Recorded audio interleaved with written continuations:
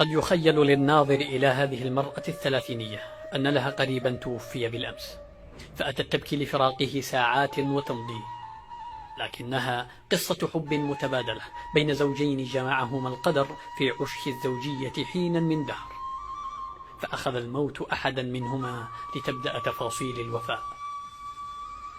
ففي أندر قصة حب ووفاء تشهدها حالمة الحب تعز، امرأة عاشت مع زوجها فترة من الزمن، لم يرزقهما المولى عز وجل مولودا يسعد حياتهما، فكانت تحثه بأن يتزوج عل الله أن يرزقه بمولود يملأ حياته سعادة ودنياه سرورا. لكنه وفاء المحب لحبيبه، رفض أن تأتي امرأة أخرى تنافسها حبه وتشعل فتيل الغيرة في أرجاء المنزل.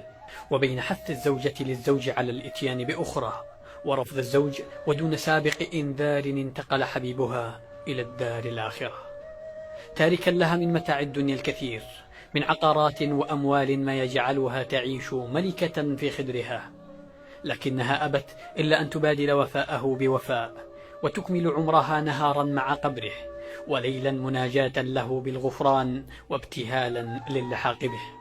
ففي كل صباح تأتي إلى رفيق دربها لتقضي معه فترة نهار كامل تونس وحشته وتستأنس بوجودها معه، فتارة تدعو له وتارة تمسح على قبره وتارة أخرى تذرف الدموع لفراقه.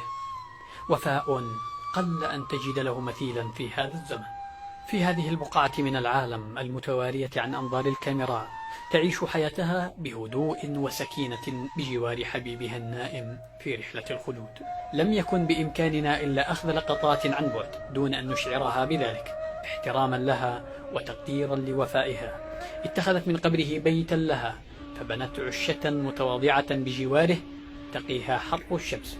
اقترب الفريق عند ذهابها لجلب الماء الذي تستخدمه في سقاء المارة ورشه على قبر زوجها. لم يستطع أحد إقناعها من المكوث جوار قبر زوجها، علما بأنها تحفظ القرآن كاملا كما سمعنا من أهالي المنطقة.